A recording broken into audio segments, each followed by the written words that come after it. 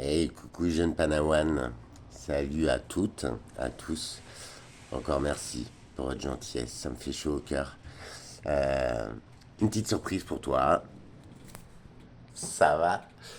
Alors, je vais te parler aujourd'hui de quelque chose qui se trouve aux USA, mais alors soit je l'avais entendu et j'ai oublié, mais a priori, c'est excellent. T'as vu ce mot-là? Tu vas voir, garde-le en tête le temps de mon petit résumé. Oh, pyramide. Pyramide interdite. On va faire un jeu. Tu me sors quel pays, mon ami? Ah bah mince. Oh, c'est marqué là. Eh ouais, c'est hallucinant ce que je viens de trouver. Alors, les pyramides du Grand Canyon, ces zones interdites et les reliques égyptiennes. Tiens, il paraît que ces colons et ces petits copains, je te rappelle, qui étaient déjà dans le mal et qui ont trouvé nanana, l'Amérique, nanana. Bref, dans une zone, et je te rappelle juste pour ça que bah, l'histoire elle tient pas juste pour Christophe Colomb, tu vois. Soi-disant, ça a été le premier homme à aller aux USA. Ok, ok, ok.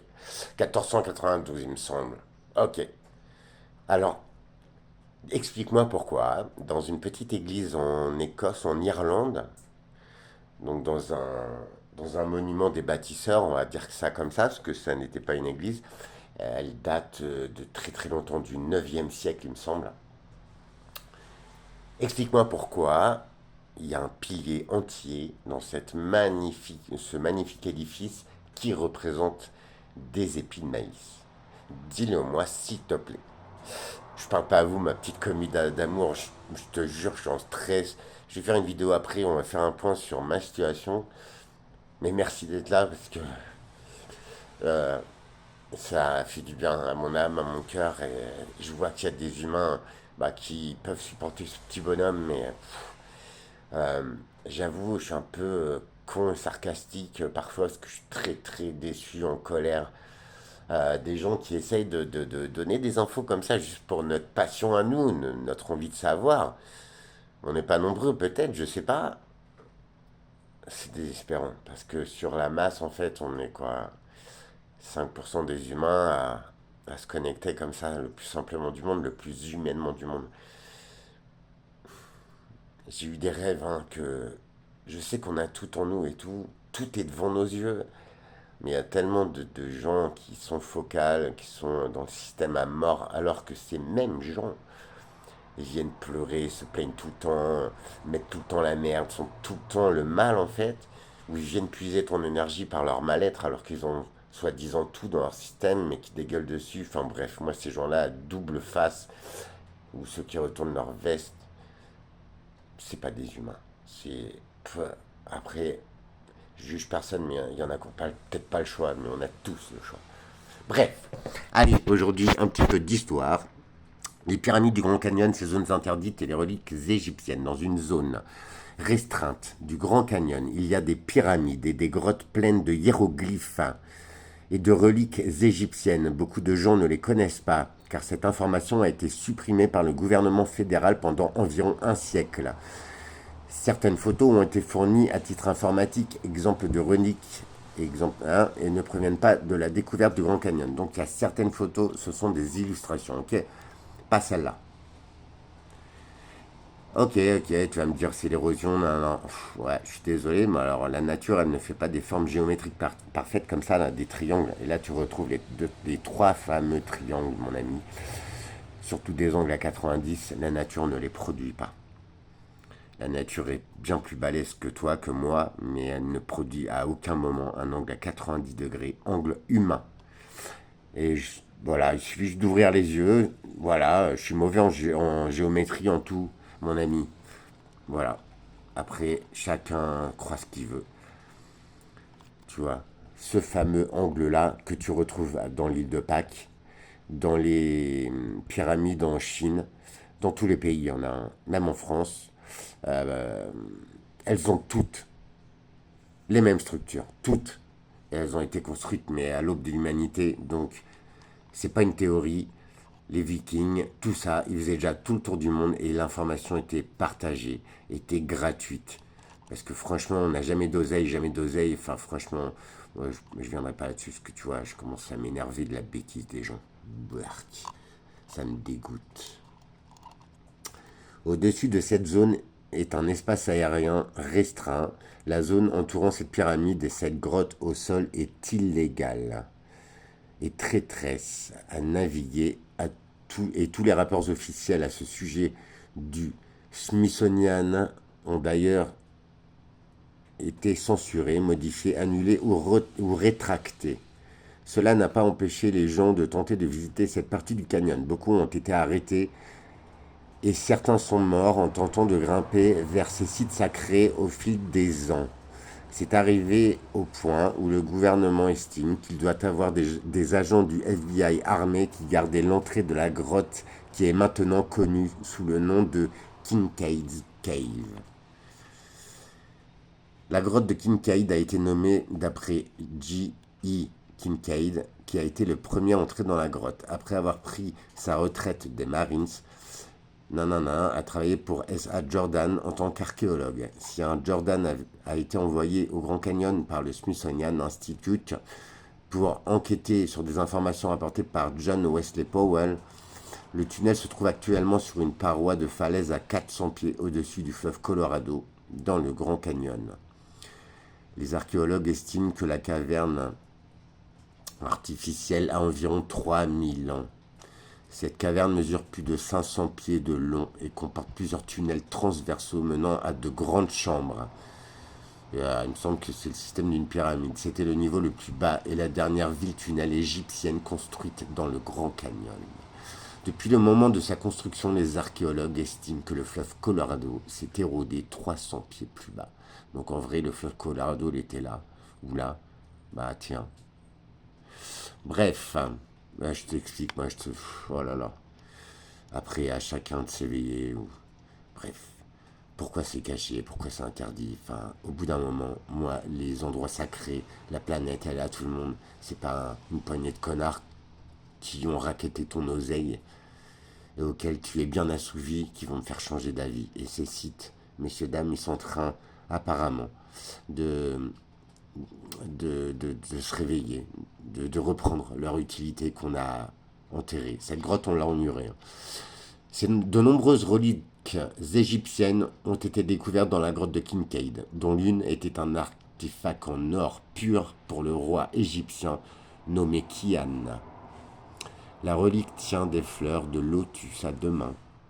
Cela a été trouvé dans un premier tunnel transversal de la grotte qui se trouvait exactement au même endroit que les sanctuaires de la vallée des villes tunnels du roi, avant que les rois de l'Égypte ancienne ne commencent à construire des pyramides et des villes au-dessus du sol.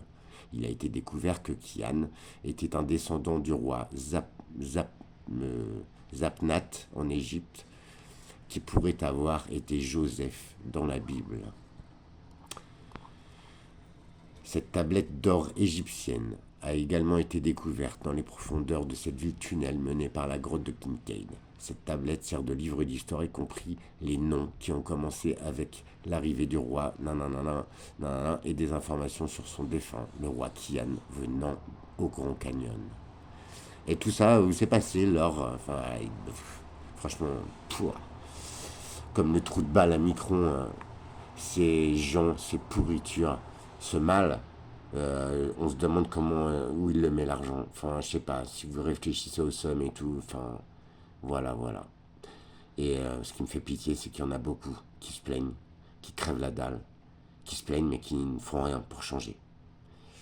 Cette vidéo, c'est juste informative. Moi, je t'impose rien, mais franchement, ces artefacts en or pur, attention, c'est pas les ors, c'est pareil, les bijoux, les gars.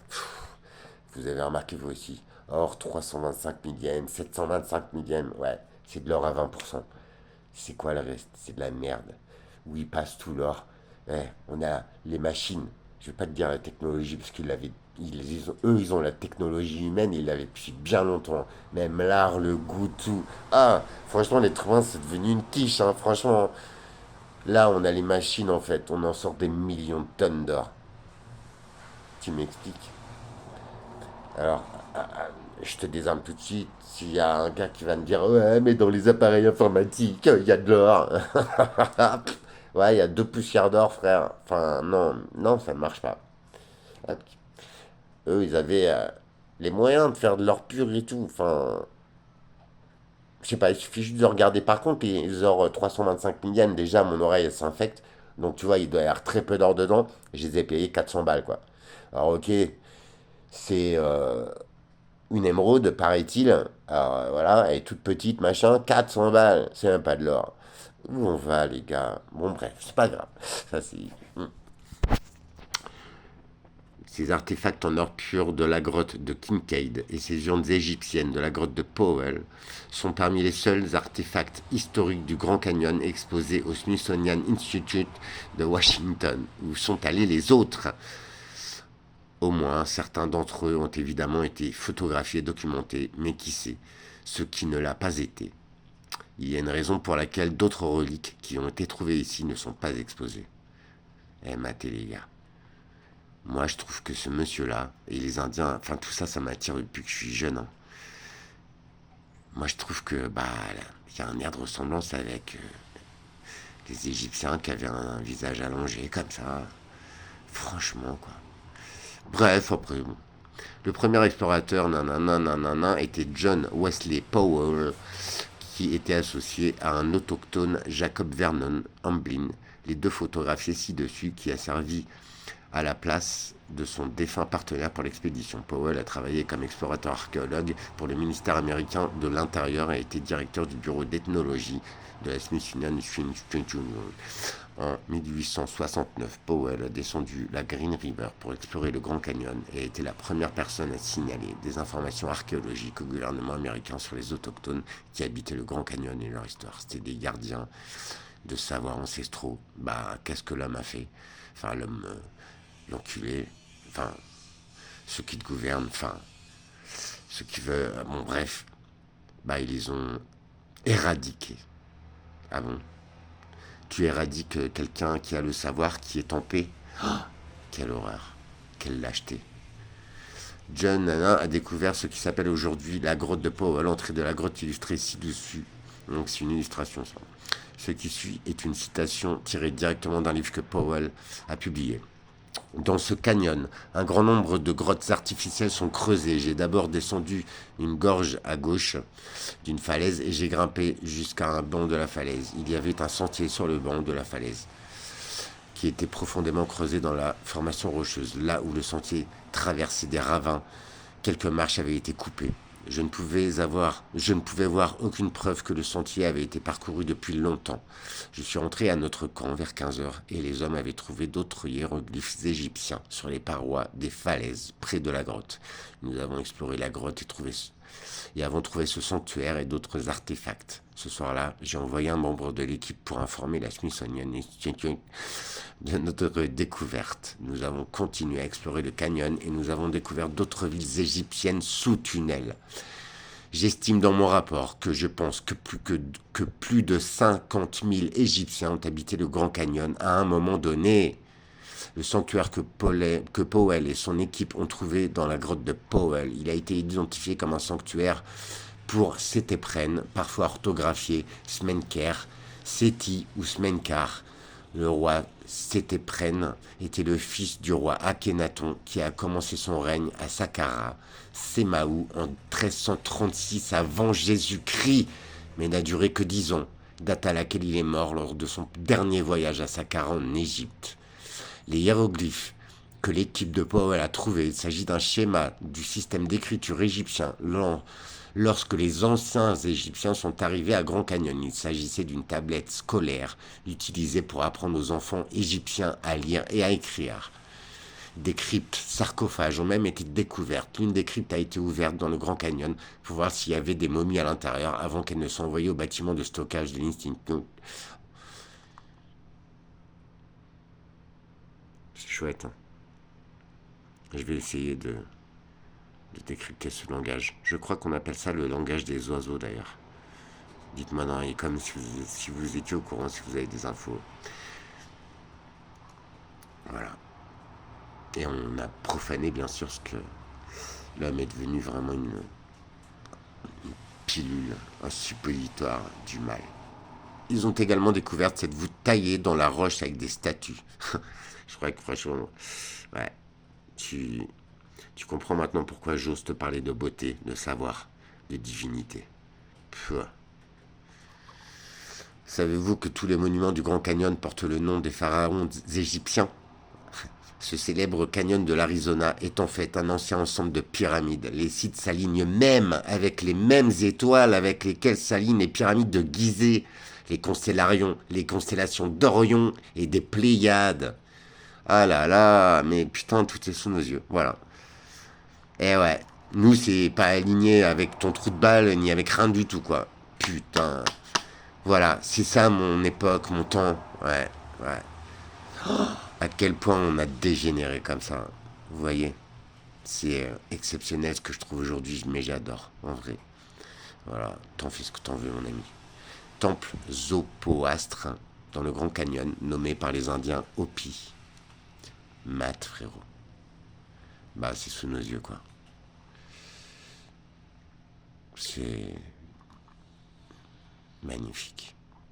Hiéroglyphes de la grotte de Kincaid. Alors dites-moi, est-ce que les artefacts ou les écrits trouvés dans le Grand Canyon semblent avoir été créés par des Amérindiens ou par les Égyptiens anciens?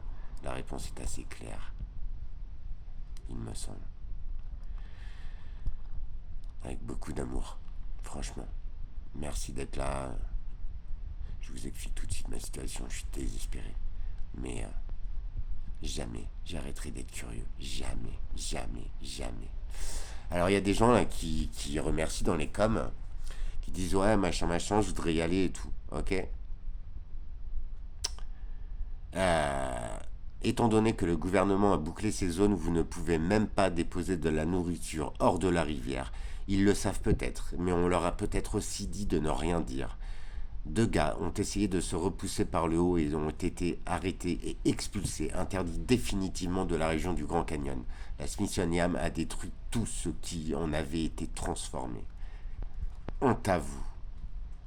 Voilà, voilà où on en est. Mais pourquoi interdire s'il n'y avait pas de souci, les gars? C'est là où, tu vois, je réponds à ta question. Je prends très vite.